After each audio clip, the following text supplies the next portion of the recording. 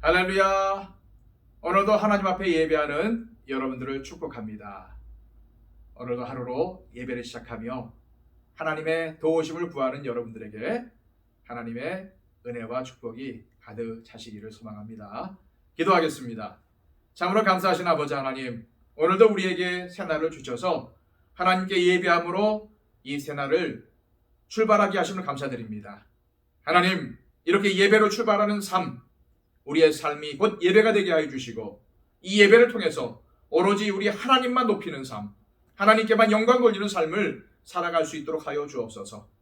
하나님, 오늘도 하나님을 높이는 것이 바로 우리의 말과 행동임을 알게 하여 주셔서 말 한마디 할 때에도 절제하며 또한 행동 하나하나에도 주의하며 살아갈 수 있게 하여 주시옵소서. 우리의 잘못된 말 한마디가, 잘못된 행동 하나가 하나님의 영광을 가리우고 또한 교회를 욕먹게 하는 방법일 수 있다는 사실을 저희들 잘 알게 하여 주셔서 오늘도 내가 누구인지 참된 그리스도인으로서 참된 하나님의 자녀로서 살아갈 수 있도록 주님 붙잡아 주시옵소서.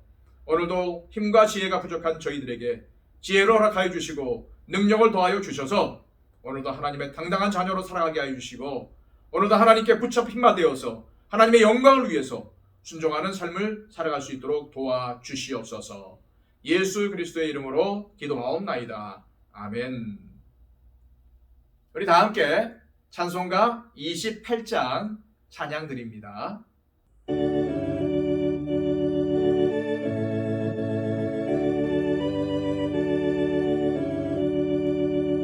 복의 근원 강림하사 찬송하게 하소서. 한량없이 자비하심 증량할 길 없도다. 천사들의 찬송가를 내게 가르치소서. 구속하신 그 사랑을 항상 찬송합니다. 주의 귀신 도움받아 이때까지 왔으니 이와 같이 천국에도 이르기를 바라네. 하나님의 품을 떠나 죄에 빠진 우리를 예수 구원하시려고 보혈 흘려 주셨네. 주의 귀한 은혜 받고 일생 미친 자 되네. 주의 은혜 사슬 되사 나를 주께 매소서. 우리 마음은 연약하여 범죄하기 쉬우니 하나님이 받으시고 천국인을 치소서.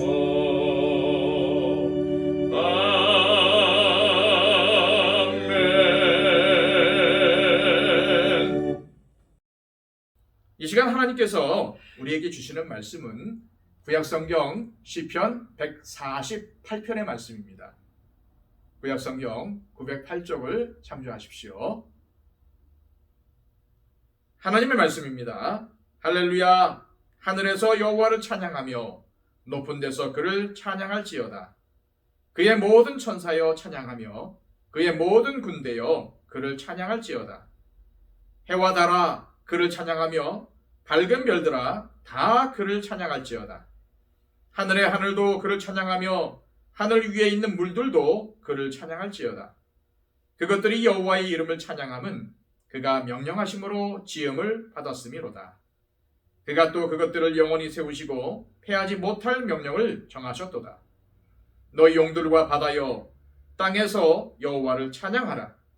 불과 우박과 눈과 안개와 그의 말씀을 따르는 광풍이며 산들과 모든 작은 산과 과수와 모든 백향목이며 짐승과 모든 가축과 기는 것과 나는 새며 세상의 왕들과 모든 백성들과 고관들과 땅의 모든 재판관들이며 총각과 처녀와 노인과 아이들아 여호와의 이름을 찬양할지어다.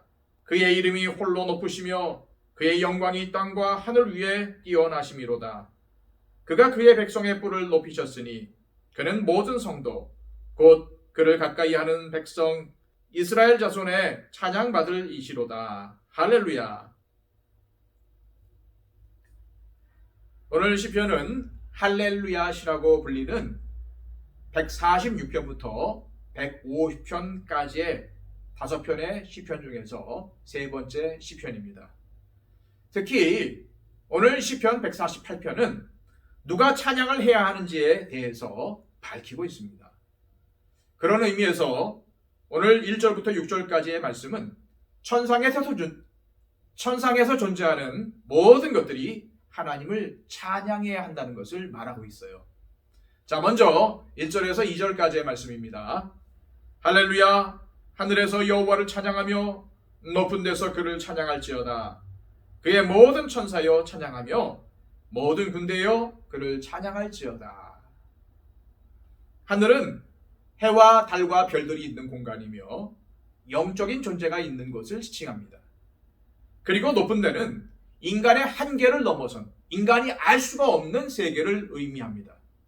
다시 말해서 하나님을 찬양해야 하는 첫 번째 존재는 모든 천군 천사들입니다.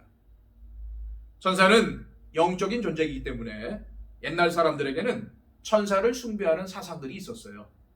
그러나 오늘 본문은 천사는 숭배의 대상이 아니라 하나님을 마땅히 찬양해야 하는 피조물이라고 못을 받고 있습니다. 자, 3절과 4절 말씀입니다. 해와 달아 그를 찬양하며 밝은 별들아 다 그를 찬양할지어다. 하늘의 하늘도 그를 찬양하며 하늘 위에 있는 물들도 그를 찬양할지어다. 해와 달과 별들 역시도 옛날에는 숭배의 대상이었죠. 특히 여러 신들을 믿는 나라에서는 태양은 숭배의 대상 중에 첫 번째였습니다. 애굽의 바로를 비롯해서 여러 왕들은 자신을 태양신의 아들이라고 하여서 백성들에게 신으로 숭배를 받았죠. 그러나 오늘 본문은 그것도 거부합니다.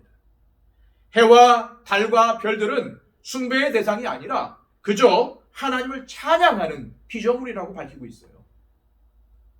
또한 하늘의 하늘은 영적인 존재가 머무는 신성한 공간으로 당시 사람들에게는 신들이 존재하는 공간으로 이해되었습니다. 따라서 사람들은 영적인 존재가 머무는 곳을 숭배하는 것이 당연하다고 생각을 했죠. 하지만 오늘 시편의 기록자는 하늘의 하늘도 하나님을 찬양해야 한다고 선포하고 있습니다. 그리고 하늘 위의 물들은 창세기 1장 7절에 나와 있는 궁창 아래의 물과 궁창 위의 물을 일컫는 표현인데 그 물은 노아의 홍수 때에 이미 다 쏟아졌기 때문에 여기에서는 공중의 구름을 시적으로 표현한 것입니다. 하늘에 떠다니는 구름조차도 하나님을 찬양하기 위해서 존재한다는 사실을 오늘 시편의 말씀은 우리에게 알려주고 있습니다. 장면이 전환되어서 7절부터 14절까지의 말씀은 땅에 존재하는 모든 천하 만물이 하나님을 찬양해야 한다는 것을 촉구하고 있습니다. 자, 7절부터 10절까지의 말씀입니다. 너희 용들과 바다여 땅에서 여호와를 찬양하라. 불과 우박과 눈과 안개와 그의 말씀을 따르는 광풍이며 산들과 모든 작은 산과 과수와 모든 백향목이며 짐승과 모든 가축과 기는 것과 나는 새며. 자, 여기 용은 어떠한 생물을 의미하는 것인지 명확하지 않습니다. 그래서 표준 세번역 성경에서는 바다의 괴물로, 공동번역 성경에서는 큰 물고기로 번역이 되었어요. 성경에서 물, 특히 바다는 두려움의 대상으로 많이 묘사되고 있습니다. 이 두려움의 바다 깊은 곳에는 어떠한 생물이 사는지 알 수가 없기 때문에 더욱 두려워했죠. 그래서 당시 사람들은 항해하던 배가 전복이 되거나 부서지는 것은 이 깊은 바다에 사는 괴물이 끌어당겼기 때문이라고 여겼어요. 그것을 오늘 본문에는 용이라고 표현을 한 것입니다. 그러나 그 두려운 용도, 바다도 그저 하나님을 찬양해야 할 피조물이라고 오늘 시편은 선포하고 있는 것입니다. 또한 불과 우박, 눈, 안개, 광풍 등 자연 현상 역시도 당시 사람들에게는 두려움의 대상이었어요. 그래서 이들 하나하나가 다 신이었습니다. 지금은 과학이 발달해서 자연 현상에 대한 두려움은 많이 사라졌지요.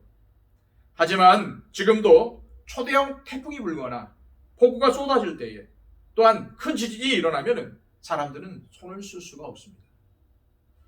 과학이 발달하지 않았던 그 옛날에는 그 두려움이 얼마나 컸겠습니까? 하지만 그 모든 자연현상이 하나님을 찬양할 따름이라고 오늘 본문은 말합니다. 뿐만 아니라 모든 언덕과 과일나무들, 백항목들과 짐승들, 가축들, 기어다니는 동물들과 날아다니는 새들조차도 하나님을 찬양하는 것이 마땅하다고 오늘 시편은 밝히고 있어요. 자, 이제 11절에서 마지막 절까지의 말씀은 이 땅에 있는 모든 사람들이 하나님을 찬양해야 한다는 것을 강조합니다. 11절부터 13절까지의 말씀입니다. 세상의 왕들과 모든 백성들과 고관들과 땅의 모든 재판관들이며 총각과 처녀와 노인과 아이들아 여호와의 이름을 찬양할지어다. 그의 이름이 홀로 높으시며 그의 영광이 땅과 하늘 위에 뛰어나심이로다. 이사야서 43장 21절은 이 백성은 내가 나를 위하여 지었나니 나를 찬송하게 하려 함이니라 라고 하나님께서 사람을 만드신 목적에 대해서 밝히고 있습니다. 여기 제가 마이크를 사용하고 있는데요. 이 마이크는 소리를 크게 증폭해서 잘 듣기 위한 목적으로 만들어졌고요. 이 강대상은 하나님의 말씀을 전하는 도구로 사용되기 위해서 만들어졌습니다. 이렇게 마이크가 마이크 자체의 목적을 위해서 이 강대상 자체의 목적을 위해서 사용될 때에 이 마이크와 강대상은 가장 아름다운 가치를 지닙니다. 마찬가지입니다. 사람은 하나님을 목소리로 그리고 삶으로 높이는 삶을 살 때 가장 사람답고 가장 아름답다고 말씀하시는 것입니다. 저와 여러분 모두 하나님을 찬양하는 삶을 살 때에 하나님을 높이는 삶을 살 때에 우리의 인생이 가장 가치 있고 아름답다는 사실을 기억하시기 바랍니다. 하지만 하나님께서 이러한 대접을 받지 못하고 계신다면 그것은 우리 크리스찬들이 제대로 그리고 다르게 살지 못해서입니다. 하나님을 홀로 높으시고 뛰어나신 분이시지만 주기도문에서 우리가 이름이 거룩히 여김을 받으시오며 라고 고백하는 것 같이 하나님의 이름은 우리 그리스도인들의 삶을 통해서 높아지고 영화롭게 되는 것이죠. 오늘도 하나님의 이름이 높임을 받게 하는 것은 하나님의 이름이 영화롭게 되는 것은 바로 우리의 삶이라는 사실을 반드시 기억하셔서 말과 행동을 주의하시고 절제하시기를 바랍니다. 이제 마지막 14절 말씀입니다. 그가 그의 백성의 뿔을 높이셨으니 그는 모든 성도 곧 그를 가까이 하는 백성 이스라엘 자손의 찬양받을 이시로다. 할렐루야. 성경에서 뿔은 힘, 능력, 영광 등을 뜻합니다. 따라서 하나님께서 하나님의 백성, 즉 저와 여러분들을 높여주셨기 때문에 하나님께 찬양 드리는 것이 마땅하다고 오늘 본문은 밝히고 있는 것이죠. 하나님께서 하나님의 백성인 이스라엘 백성들의 뿔을 가장 높여주셨을 때는 출애굽을 하게 하신 것과 홍해를 건너게 하신 때입니다. 왜냐하면 그들은 홍해를 건너기 전에는 애굽의 노예였습니다. 하지만 홍해를 건너고 그 홍해가 다시 닫히는 순간 그들은 자유인이 되었고 하나님께 속한 백성이 되었죠. 그래서 그들은 하나님께 찬송을 올려드렸습니다. 하지만 그 찬송이 오래 갔나요? 아니죠. 그렇게 찬송한 지 불과 3일 만에 물이 없다고 원망이 터져나왔고, 한 달 뒤에는 먹을 것이 없다고 불평과 불만이 가득하여 그 찬송의 의미가 무색하게 되고 말았습니다. 왜 그렇게 되었을까요? 그들은 그들의 뿔을 높여주신 하나님께 집중하지 못하고 썩어 없어질 것에, 세상 것에만 집중하였기 때문입니다. 예수님은 마태복음 6장 33절 말씀에서 그런즉 너희는 먼저 그의 나라와 그의 의를 구하라.